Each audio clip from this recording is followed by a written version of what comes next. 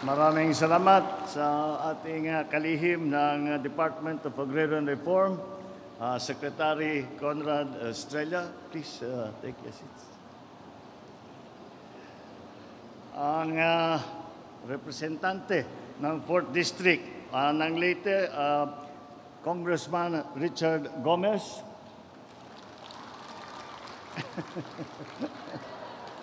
Dami kang fans dito.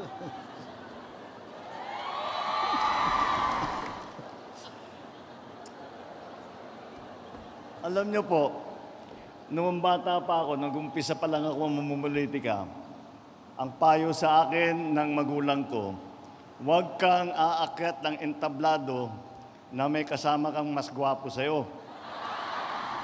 Hindi ko alam paano nangyari ito. Sa akin ba yung staff? Ba't nyo pinayagan na umagat dito si Richard? Second District Southern Leyte Representative Christopherson Yap, ang Provincial Governor ng Samar, Sherian Tan, Southern Leyte Provincial Governor Damian Marcado, Eastern Samar Vice Governor Maria Caridad Gotesan. Ayan. And of course, ang ating Mayor Alfred Romualdez, lahat ng mga opisyal, lahat ng opisyal na kasama ko sa pamahalaan, at lalong-lalo na ang pinakamahalaga na bisita na kasama natin ngayon, ang mga ating DAR beneficiaries na tayo ay magbibigay ng titulo ngayong araw na ito. Maupay nga adlaw hayo nga tanan sa mga kababayan kong waray nun. Lalo na sa ating mga masisipag na ating mga magsasaka. Kahit kailan, hindi po ako magsasawang bumalik dito sa Tacloban at sa Leyte ang nagsisilbing pangalawang tahanan ko. Ang dugong waray-waray na nananalaytay sa aking mga ugat, buhat sa aking ina, ang dating unang gina, siyempre si First Lady Imelda Romualdez Marcos, ang nagpapatibay sa aking determinasyon na maglingkod at iangat ang antas ng pamumuhay ng ating mga kababayan. Nasaksihan ko rin ng sarili ko ang lakas at katatagan ng mga waray sa pagharap sa mga pagsubok at delubyo at tungkulin kong tiyakin ng inyo mga pangangailangan at pangarap, lalo na ang mga mahal nating magsasaka ay matutugunan. Kaya naman po, hangad ko na sa loob ng aking termino, lahat ng benepisyaryo ng reformang agraryo ay makakatanggap ng titulo ng kanilang sariling lupa. Tatapusin po natin ito sa susunod na 4 na taon. Alam naman po natin lahat na napakatagal na ninyong inantay ang lupang sakahan. Sinisiguro po ng administrasyon na ito na ang pagtupad sa pangako nating reformang agraryo sa buong bansa. Sa katunayan po, ngayong taon na ito ay nakapamahagi na ang Department of Agrarian Reform ng mahigit 15,000 hektarya ng lupa sa mahigit na 9,000 benepisyaryo sa buong bansa. Hangad natin na tapusin yan at makapagbigay ng higit sa 23,000 na hektarya na lupa bago pa matapos ang taon na ito. Kaya naman, inatasan ko at sinabihan ko ang Department of Agrarian Reform na pag-ibayuhin ang kanilang mga programa tulad ng Project Split o Support to Parcelization of Lands for Individual Titling upang maibigay na agad ang lupa sa lahat ng kwalipikadong benepisyaryo. Ito na po ang resulta ng aming ginagawa ni Secretary Estrella sa DAR. Ngayong araw, ipapamahagi natin ang higit sa 5,000 titulo na sumasakop sa halos 8,000 hektarya na lupain para sa mga benepisyaryo dito sa Leyte, Biliran, Southern Leyte, Samar, Eastern Samar at Northern Samar. Para sa nakakarami sa inyo, ito ang katuparan ng inyong matagal ng pangarap Ang pangarap na nakapangalan at nakarehistro na sa inyo ang titulo ng lupa na idineklara ng ilang dekada pa sa inyo na dapat alagaan at para sa inyong pagsaka. Ang pangarap na paunlarin ang kalupaan upang mas magkaroon ng sagana at magandang ani. Ang pangarap na makapagnegosyo sa lupang sinasaka upang mapaunlad ang pamumuhay ng inyong mga pamilya at makatulong sa ating ekonomiya. Ang lahat ng lupa at serbisyong matatanggap ninyo ngayon ay ang magiging pundasyon kung saan tayo nagtatayo ng isang mas maunlad na bagong Pilipinas. Ngunit hindi po sa pamamahagi ng lupa nagtatapos ang reformang agraryo. Kasama po sa batas, sa agrarian reform, ang pagbibigay ng suporta at extension services sa ating mga benepisyaryo.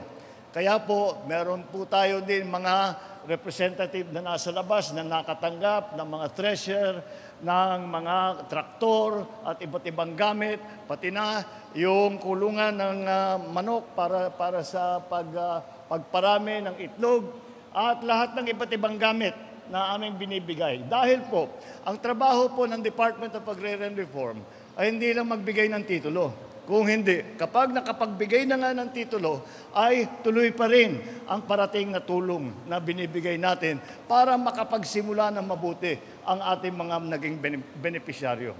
Gagawin po natin ito sa pamamagitan ng pagbigay ng access na tinatawag para sa mga pautang, pamamahagi ng mga farm equipment, at pagpapatayo pati na ng farm-to-market road na sinimulan na natin dito sa Region 8. Nakapag-turnover na tayo ng ilang tulay ngayong araw na ito. Una po dito, ang mga farm-to-market road na pinaglaanan natin ng higit na 3 milyong piso na pondo upang mas mapabilis ang kalakalan ng mga produktong aanihin ninyo. Ilan lamang sa mga tinatapos na mga kalsada ang Kabarasan Dako San Agustin at San Agustin Kangumbang Farm to Market Road na parehong nasa Palo. Nariyan din ang ginagawang Barangay Kawayan Santo Niño at Crossing San Roque, Sitio Kulapniton Farm to Market Road na parehong nasa Tacloban City naman. Pag natapos na ito, ay siguradong lalago ang sektor ng agrikultura dito sa iba't ibang karatig ng probinsya. Pangalawa, ipinapatupad din natin ang PBBM bridges o pang-agraryong tulay para sa bagong bayanihan ng mga magsasaka. Sa ilalim ng programang ito, halos 80 milyong piso naman ang ating ilalaan para sa pagpatayo ng mga tulay sa Southern Leyte, sa Samar at sa Eastern Samar.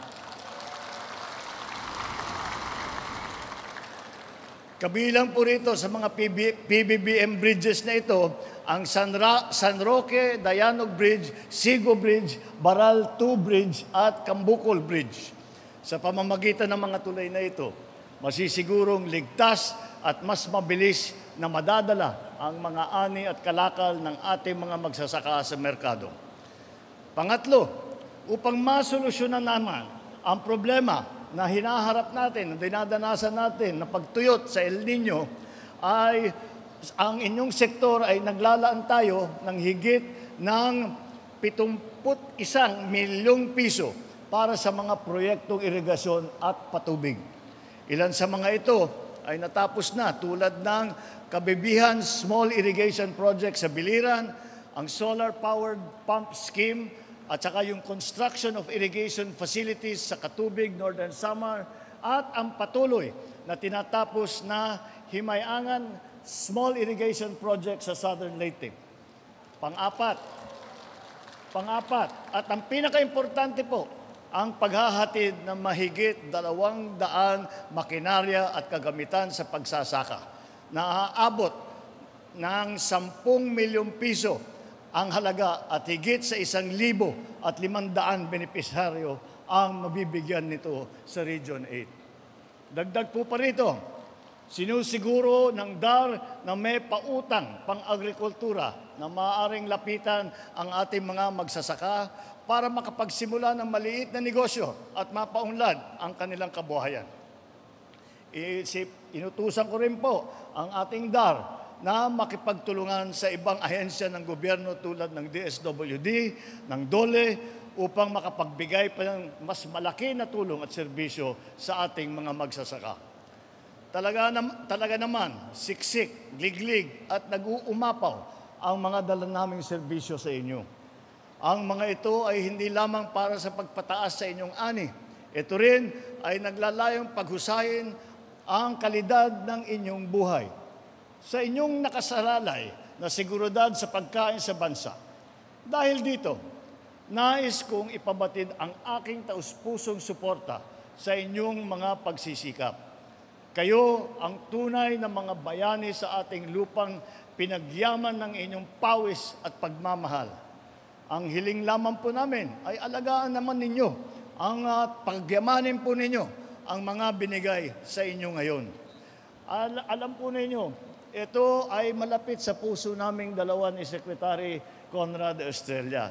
Dahil po, ang nagsimula ng Agrarian Reform Program ay nagsimula yan isa sa una na ginawa ng aking ama nung siya'y umupo bilang Pangulo. At ang kasamahan naman niya na Secretary Conrado Estrella naman ay ang lolo ni Secretary Conrad Estrella. Kaya't naman ay sabi ko, nung kami napasok na sa pagpresidente at saka sa ginawa ko na agad na sekretary, dahil sabi ko, kahiya-hiya naman.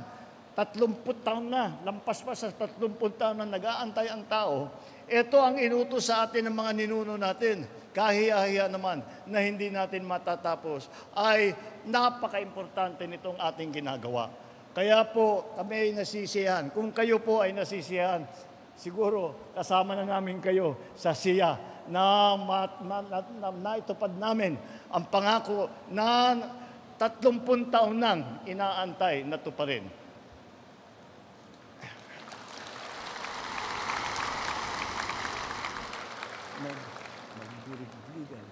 Kung magburigligay kita, mahimo na ton na mapadako ang kita hanato nga parag-uma o mawarang kaprobrehan haato mga kabaryuhan.